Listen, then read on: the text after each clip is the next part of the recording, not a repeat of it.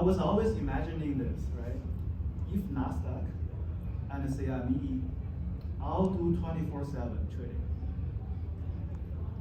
why would anybody trade on crypto exchange?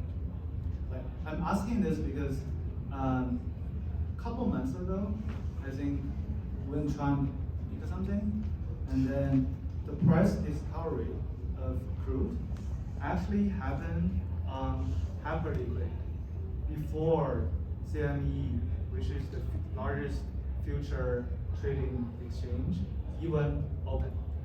Because they strictly follow the opening time of like 9 to 4 or something. So outside of that window, time window, everything trading just happens on chain. Like this is magical, right? Because you don't have to rely on the US time as if you be somewhere else at work. So that's why we see crazy trading volume on gold, on chain, and a lot of other like stocks on chain all follows up, right? But like if we say tomorrow magically they all do 27, would an institution or like anybody else still be interested in crypto trading at all? Depends on what you're trading, right? If you're trading products that they already have, then I would say people, everything else equal, I prefer to trade on more established venues, right? But for other assets, in the spirit of tokenization, could unlock a lot of different opportunities.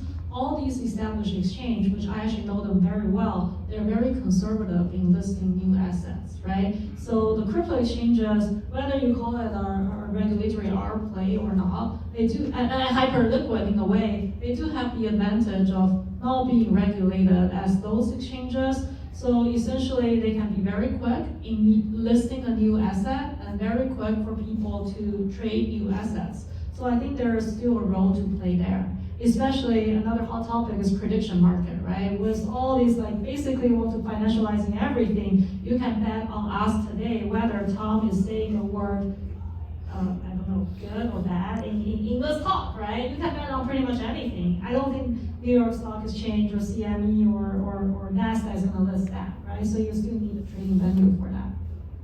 So, okay, and those kind of like really, really small market, for example. Let's say, do you think people would still trade Bitcoin on chain at all? Bitcoin future. Like because if I'm trading Bitcoin, I want to go to the largest liquidity future trading exchange. If CME is doing 24/7, why would I trade I don't know, Coinbase or like I don't know, somebody else? Well, first of all, CME doesn't have perps, right? So in crypto, the invention is perpetual futures, meaning you don't have a maturity tied to the coin itself. Enables a different type of incentive structure. So that, I think in the short term, CME just launched a 10-year future or something. That's not going to happen in the near term, right? And second is, I think even for perpetual and even for spot, the biggest liquidity is still in Binance, right? That may change. I think having saw all the exchanges for a while, and it's a very competitive business. I wouldn't say they are far better place with greater adoption because all these other exchanges, regulated ones, they are getting permission to launch crypto, right? So I think ultimately the competition is fierce. Once those regulated venues are in, that just put pressure in other crypto exchanges, which is ultimately a good thing for end investor, right?